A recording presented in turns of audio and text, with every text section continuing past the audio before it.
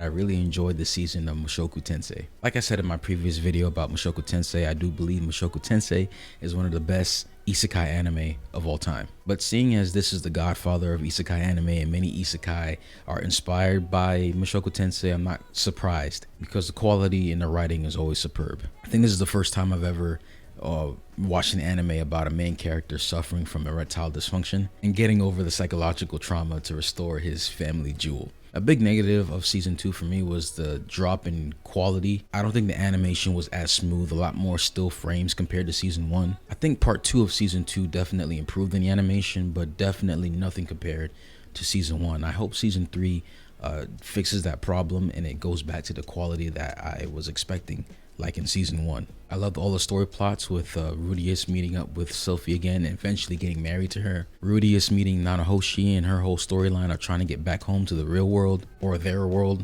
Soldat was probably one of my favorite characters in the whole of season 2, including other moments with Sarah and that guild he was part of. I forgot their name, what they were called. But this whole season has been mainly focused on character development, which I liked. I feel like season 1 dealt more with world building. Not to say it didn't do character building, but I really feel that season 2 was really honing in on Rudius's development as a character. Now, as we all know, the ending of the season has gotten a bit of controversy with Rudius cheating on Sophie with Roxy and him now having a second wife. But like I said in my previous video, I kind of saw this happening. I think it's just a trope now in isekai for the protagonist to have multiple women. But I think people are more outraged of this because of how realistic of an approach Mushoku Tensei comes when it comes to its story building and its character building. It's more realistic. It's not so fantasy as in, hey, this could be you. It's more so we're following the life of Rudius and how he's growing as a character. So people feel more humanly connected to him. So him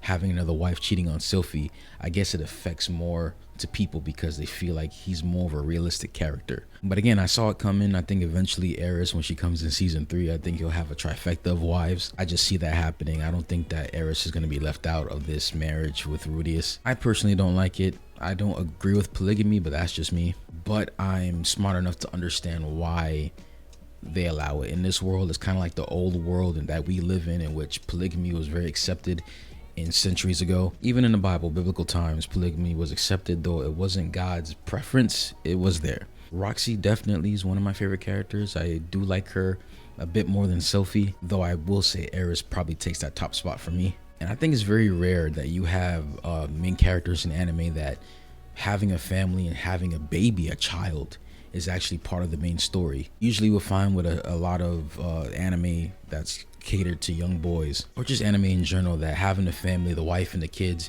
is usually at the end of the story. But I like how it's in the midst of the story. So Rudius's journey has not been completed yet, but yet he still has a family, which I like. Because a lot of anime make it seem like once you have a family and kid, then your life is over, then story's over. Paul dying in this season was definitely a tearjerker. I really wasn't expecting Paul to die, but when I'm thinking about it in retrospect, I'm like, I should have seen it coming. And just seeing how the whole group was grieving, it did hit like a ton of rocks. I thought the voice acting was incredible, especially Norn tearing up Rudy and Roxy about, dad's dying, but yet you have time to go find another wife. I thought the voice actor did a fantastic job delivering Norn's lines. And it's sad to say too that now he has to deal with the fact that his dad passed away, but not only that, his mom is comatose. It reminds me a lot of Casca from Berserk. But overall, this was a solid season from Mushoku Tensei. My wish in season 3 is that there will be a lot more action. I don't think season 2, this arc, was mainly focused on action, more of a character development, but I do want to see a lot more of that gorgeous animation that I was longing for since season 1, and I would love to see more battles and more fights in this series. But I think it's solid character development for Rudy as well as his family, and to me, this season showed why Mushoku Tensei is one of the greats when it comes to character writing,